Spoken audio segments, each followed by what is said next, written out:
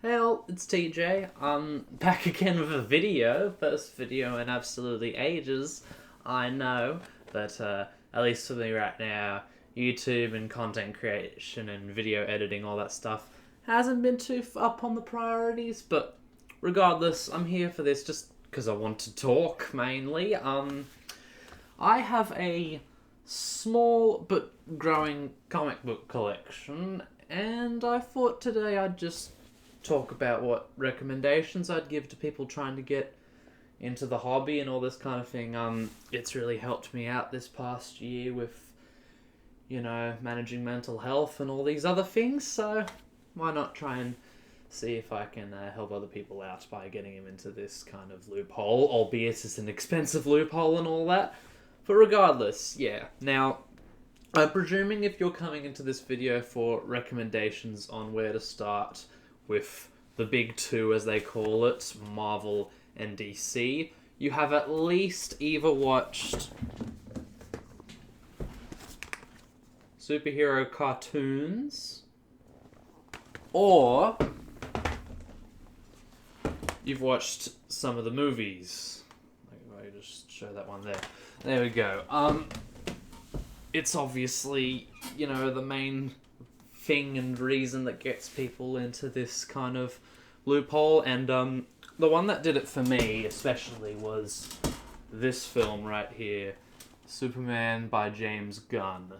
At the time I was watching this film, it was not in the best place mentally I was, and at the time I was also quite fatigued of the genre and all that kind of thing, but man, this film really just captured the spark and fun that these movies really were kind of moving away from, especially with like Snyderverse and the MCU's drop in quality after Phase 3.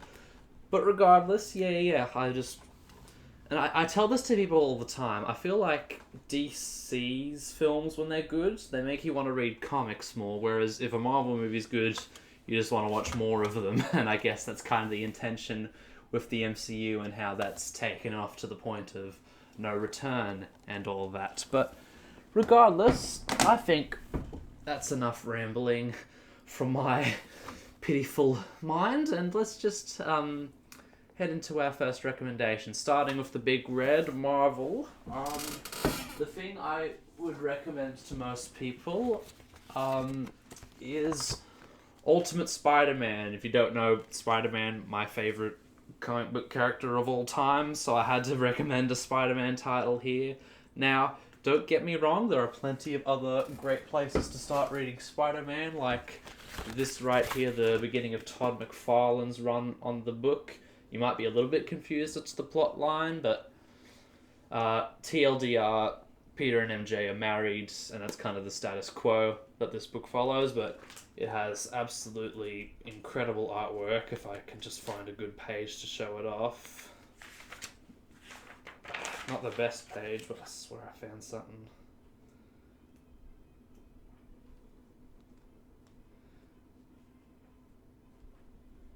Come on, where are you?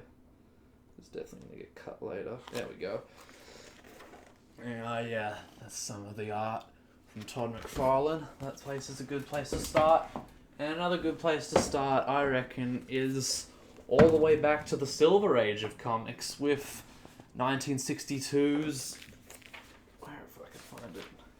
There you go, with 1962's Amazing Fantasy 15 and all that. But I do love this side of things. However, I do understand why it might not be for everybody. Stan Lee has quite wordy dialogue that kind of is over-explaining at the time, and the female characters aren't the best written and all that stuff, but if you just want a nice, good, modern Spider-Man run, then yeah, Ultimate Spider-Man is the way to go.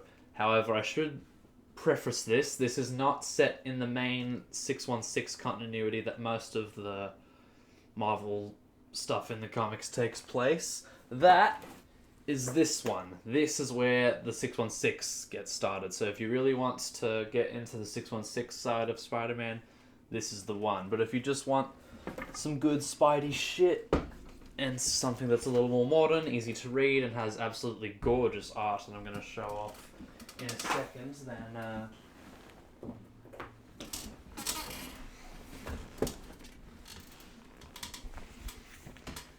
then yeah, Ultimate Spider-Man is for you. Find us a good. Okay, the entire origin of Spider-Man, which was originally 10-something pages in Amazing Fantasy 15, is spread across 6 full issues. So you get a lot of time to learn the characters, you get a lot of time to develop connections with guys like Uncle Ben, to spoilers, I guess, but everybody knows this, but yeah, to the point where he dies, it hits harder and all that kind of thing. There you go. And it's got my absolute favourite Spider-Man artist being Mark Bagley. I mean, yeah, I love the stylized style from the 2000s that he went for. And it's written by Brian Michael Bendis, who may not have the best stuff coming out today, to my knowledge, but back in the O's when he was first starting to prove himself, he really had such good shit. And yeah, this is like the epitome of that such good shit. But yeah, Ultimate Spider-Man, this is my number one recommendation for Marvel.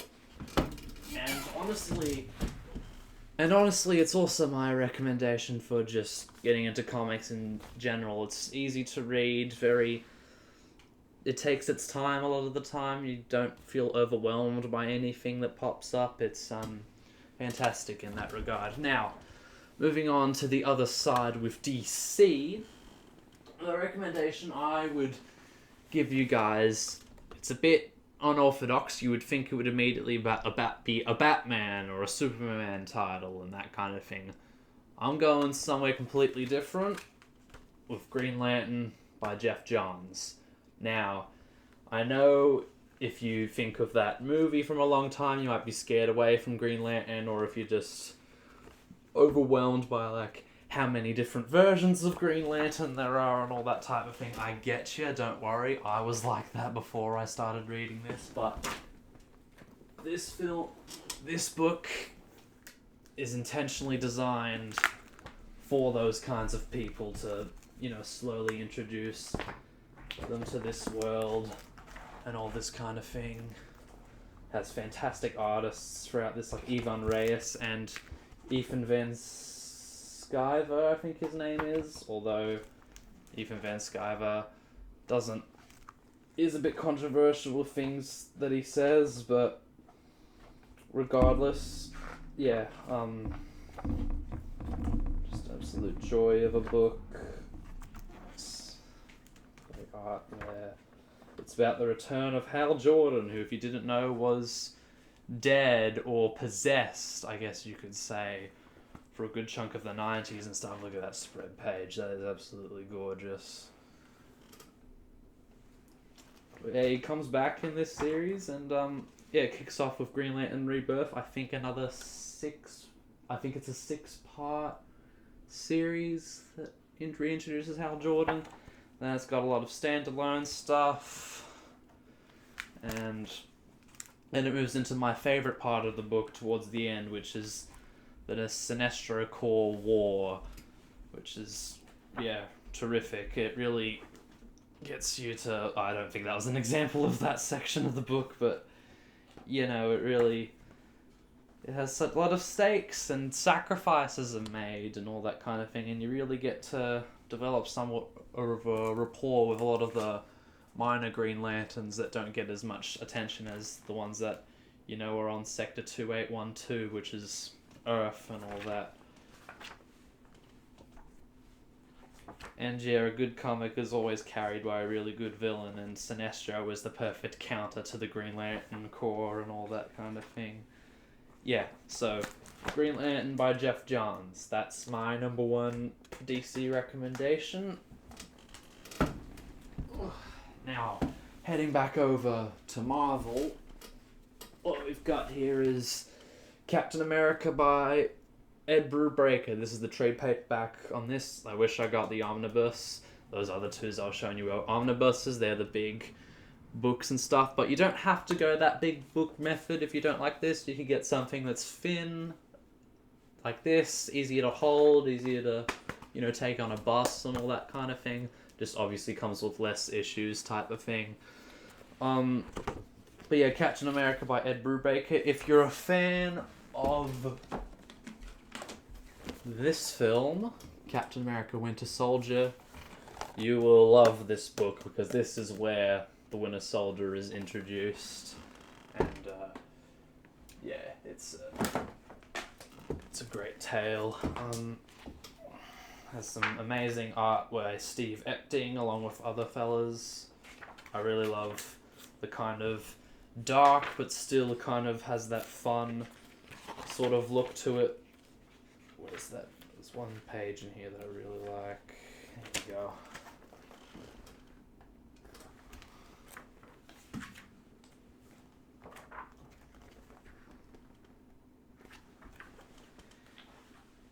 This is the first Modern Epic collection. There's a second one that continues right where this left off that I'm hoping to get at some point in the future, but I have read bits of it on apps like Marvel Unlimited.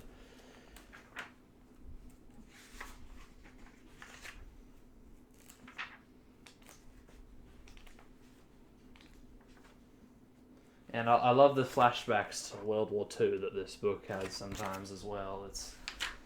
They're really excellent. And yeah, there's this one right at the end, there's this different art style to it that I kind of vibe with. And I believe the Green Lantern one earlier also has a kind of standoff issue that has that kind of completely different art style. But yeah, Captain America by Ed Brubaker. That's another great Marvel recommendation from me. Now, for DC, my second recommendation, we're going all the way back to the 20th century with, I think, was it 1986? Yeah, but this is Alan Moore and Dave Gibbons' Watchmen. This is arguably, to most people, one of the most important comic books or graphic novels to ever come out, because it really dissects, like, what would these whimsical, crazy, bizarre characters be like in the real world. Like, take a vigilante like Batman, for example, or Daredevil. They would be pretty sick in the head as a result of their kind of methods. It wouldn't be as straight-laced as it would be. So you have the character of Rorschach right there, who has quite the psychological trauma that's explored in this book, especially these interrogation segments in prison later on. And then you've got, for your godlike being characters like Superman, Shazam, and such, you've got Dr. Manhattan, and he's pretty depressed a lot of the time because of, just that separation that he has from society and all that type of thing. And, yeah, there's plenty of twists and turns, there's a situation towards the end where you think the heroes have got it all sorted out, and then boom, the dictator ahead of time has already set the plan they had in motion. Now, me personally, Watchmen is not my favourite comic written by Alan Moore. That would go to this, V for Vendetta. It's not really a superhero comic, and honestly, neither is Watchmen, but it has, like, superhero-like characters in it. But yeah, I really like this sort of anarchy against fascism plot that V for Vendetta goes, and it has this really cool newspaper-like art style to it, so I do prefer it to Watchmen, but both books are excellent, and Watchmen especially deserves a recommendation for DC, because it changed the game for comics, as everyone says. There's not much more I can say about Watchmen that hasn't already been said. Now back to the red with Marvel, we've got Fantastic Four by Mark Waid and Mike Wieringo. Love this one as well. Mark Waid, I really like Mark Waid's writing. He gets into arguments and that kind of thing online and stuff, which I'm not the biggest fan of, but I really like the way he writes. I just got started on his Flash run, and that's really good. I'm hoping to get the omnibus of that one soon. But yeah, he doesn't write a character if he doesn't know them really well, and the dynamic between the four members of the Fantastic Four is such a joy to go through. And if you don't know, they aren't the best characters in regards to being resembled from their movies as such. I know the new recent Fantastic Four has gotten a lot of praise and stuff, but you really, if you've watched those previous movies and all that type of thing, you really don't know just how important the Fantastic Four is in Marvel continuity. It's them and Spider-Man that kind of kicked off the Marvel age of comics, I believe it was called. I will say, though, this book's iteration of Doctor Doom is not the best, but they do have a really killer Galactus, if I find those issues. There he is. Yeah, I really like the Galactus story in this one. My favourite member of the Fantastic Four is Ben Grimm, the Thing. And I really like those issues towards the end of the book where he's debating whether he wants to... Oh, I'm not going to spoil it, actually, but there's a lot of great character analyzation, all that type of stuff. But yeah, Fantastic Four by Mark Waid and Mike Wieringo. A great, easy-to-read start into Fantastic Four. Now, for my last DC recommendation, I wanted to pick either a Batman or a Superman title. I ultimately settled on Superman, thanks to James Gunn's film again, and the fact that I've always been more of a Superman guy myself. And there's plenty of different recommendations I could give you guys. There's All-Star Superman by by Grant Morrison and drawn by Frank Quitely. I'm not the biggest fan of Frank Quitely's art. I know a lot of people like it. I'm not one of them per se, but the story here is pretty good. It's just, its goal is to just prove that Superman is more than meets the eye. He's not this Boy Scout or just boring character as a lot of the time you would be convinced. Then there's John Byrne's Man of Steel, which I literally just finished. The 6-part issues of the Man of Steel that this book kicks off with are phenomenal. The rest of it, it's okay, but there are a good bit of Superman's rogues gallery of villains that are explored in this one. And the art by John Byrne is absolutely incredible. And then, outside of that scope, is another one I also finished recently, Supergirl Woman of Tomorrow. Absolutely gorgeous artwork, I absolutely love. And a great character analysis for Kara, because she's different to Kal-El or Clark in that she actually remembered when Krypton was blown up and all that kind of thing, so there's more of a kind of feeling of loss and guilt that kind of she has to live with, and she kind of is sharing that with a character who has also recently lost someone and thinks the only way to get back at them is through vengeance type of thing, and Supergirl's kind of there to tell her that it's more than that, it's not as black and white as it seems type of thing. But the one I'm going to recommend to you guys is this one, which is Superman's Secret Origin by, once again, Jeff Johns. This one is kind of... I'm picking this one probably for the simplicity's sake of it, and probably similar to Ultimate Spider-Man, the recency of it. I think this was in the late 2000s, something like that. And again, the art is terrific. You can tell Superman or Clark Kent has got that Christopher Reeve vibe to them. So if you've watched the Richard Donner Superman movies, you'll instantly have that kind of connection. And it's got a unique portrayal with Lex Luthor, because Clark actually meets Lex Luthor when he's a boy. So there's a different kind of hero-villain dynamic there.